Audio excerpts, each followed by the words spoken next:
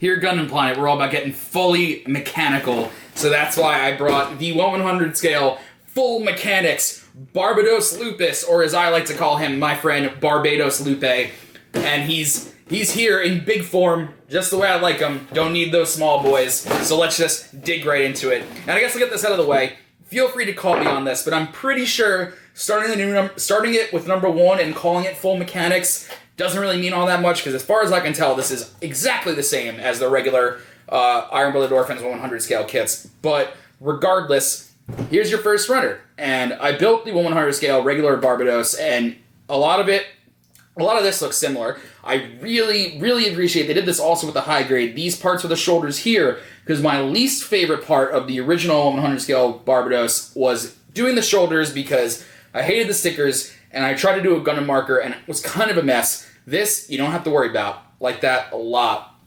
Moving on, very small sheet of polycaps, which is a big difference compared to like other 100 scale no grades that'll usually have a lot of polycaps, but this is actually really nice, because as you'll see, the frames inside of these are super tight and do a great job at what they do.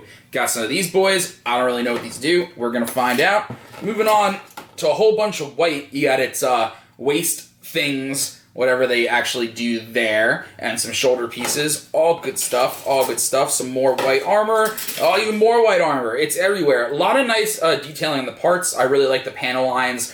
Everything's etched in super nicely. That actually might be an improvement over the original 100 scale Barbatos. I definitely appreciate these panel lines. Here's your inner frame. There's a lot of it.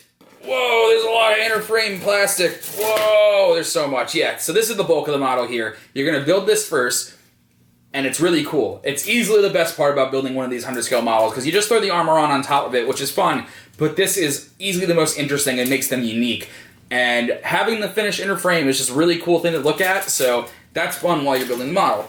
And last but not least, you have your weapons, which basically consists of these, I guess like 50 cal guns or whatever they are, and as I don't really know what this is supposed to be, so I just call it the giant cricket bat, because that's pretty much what it is. It's one big part and then another part with to be fair, got some nice panel lining on there, but it's not really all that impressive, and we'll see how the seam line looks when it's done. But that's really the only issue I have with these 100 scale IBO kits, is the accessories are limited, to say the least.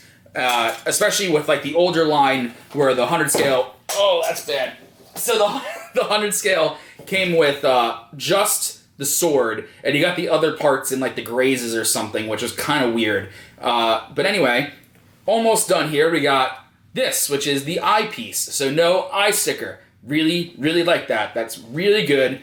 And what I don't like so much are these. You got a whole, not a bunch of stickers, but like more stickers than I would like. These gold stickers go on inside the frame, so you're not even going to see them if you put all the armor on. On the original Barbatos, I did it with Gundam marker because I really don't like these stickers, but if you don't want to do that, you don't want to go that far with it, you're not going to see them anyways. And other than that, really not too bad. Moving on to this manual, where you can look in, and oh man, we're going to read.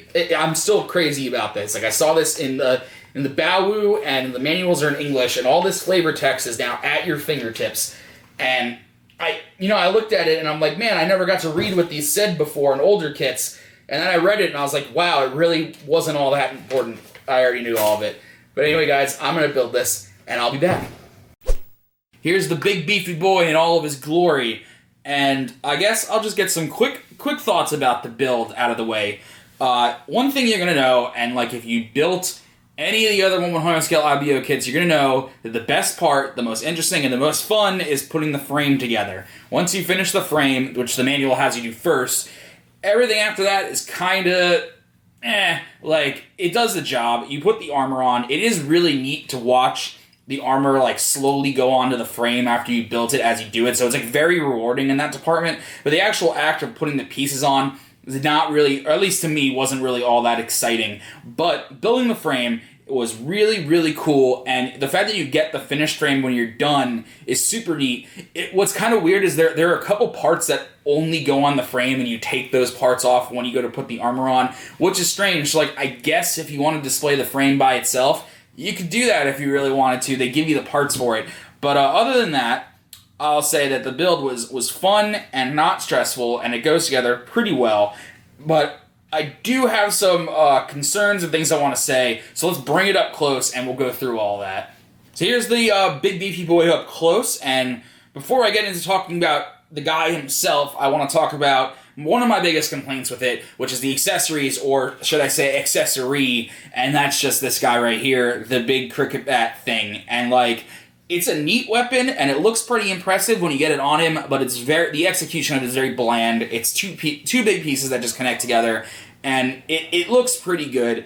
I'm not really mad about it, but like, it's just not that exciting. But good thing is you get the one hand swap, so you get the these open style hands here, and then you get the clamp weapon holding hands, and there's a nice peg in there, it gets in there, it's a big weapon, so I was very pleased to see that it holds it no problem, so very happy about that.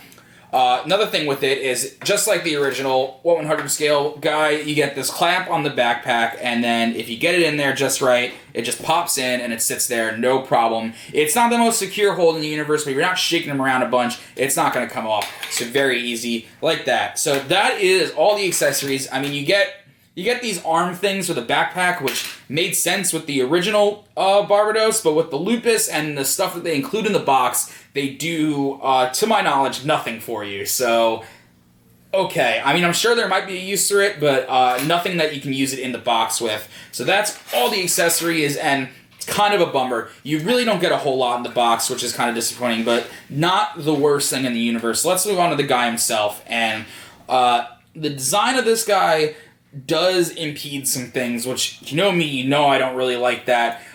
So let's first talk about these guns on his arms here, and it's a very basic gimmick. They just swing around, and now you have gun arm that he can shoot you with. So as far as like gimmicks go, it's simple and it works, but these guns are just kind of bulky, and they definitely get in the way, which is kind of like a theme with this guy. There's a lot of new stuff on here that wasn't on the original Barbatos, and they just kind of get in the way, like these thrusters here, which like, they're very simple, they just clip on, and like you can kind of move them around a little bit, but they just, the best way I could put this again is everything just kind of gets in the way. These shoulders are big, and you can get like pretty decent movement out of the arm. They have this like gimmick that they pop open so you get a little more bend, but it's pretty good. I'm pretty impressed with the articulation because like you get that out of the way, nice bend, you get total swivel, it kind of pops out, but again, you're not really going to get a whole swivel because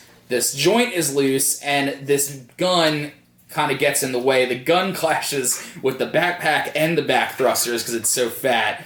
So that's kind of annoying, but you get that pretty decent ab crunch, which kind of it comes from the fact that the Gundam frame in IBO has this like skinny midsection here, so you get that pretty decent bend. Not too much in the back because you got this backpack here which is sticking out at the bottom, which clashes with the skirt armor. So that's kind of annoying. And then we'll talk about the head real quick. Head moves around nicely. It's on a really simple polycap. So like it stays in there good if you're not yanking on it too much, and you get pretty much all the movement that you'd want.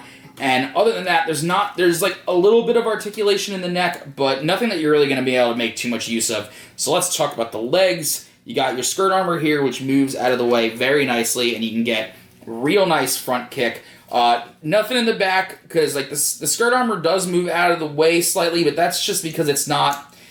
If it's working properly, it shouldn't move out of the way, but it pops out so easy that it might be able to get a little extra movement, but you probably don't want to be messing around with that. But knees are pretty good. You get a little bit of a bend out of the knee, but you got this like fat thing on the back of the leg that clashes with this part here, so you're not going to get too much of a bend. And again, that whole theme of this thing having so much stuff on it that things just bump into each other, and it's not really too great. But the feet get pretty good because you can move them all the way up like that, and you can get them out of the way so you can get some more aerial poses like that. But they do the job. There's really not too much realistic sort of movement you can do with these feet because these feet are kind of weird and bulky, and I'm not too crazy about them, but they're okay.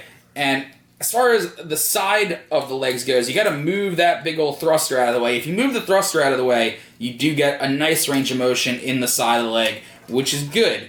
And that covers pretty much everything for the articulation on this guy. And like I've been saying, it has all of the positives that the original Barbatos had, but because of the new design elements, it's got some new flaws, which is like kind of disappointing, but I'm not really mad about it because this guy looks really cool. Couple of closing thoughts. You know, like I've been saying, it's fun and it's good. And good is a great way to describe it because like it looks like the Barbatos Lupus, and like, you know, I really do think that aesthetically the Lupus is a significant improvement over the regular Barbatos, but as a model kit, the busier design really does make it a little more finicky than the original 100 scale Barbatos. And if you already built that, there's not too much new here to offer you. But if you do like the design and you're fine with the lack of accessories and a couple of questionable things, I do highly recommend this because I still prefer the 100 scale no grade-ish line over the IBO high grades.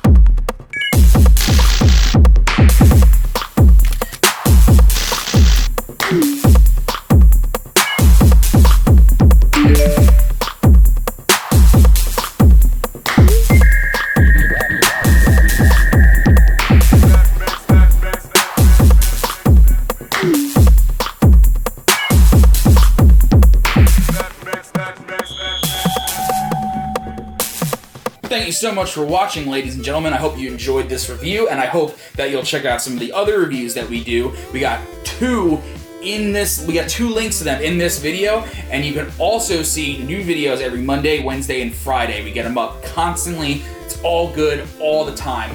Also, be sure to check out our friend Marshsound. He does all the music you hear in these videos. We got a link to his SoundCloud in the description. And as always, guys, I'll see you next time.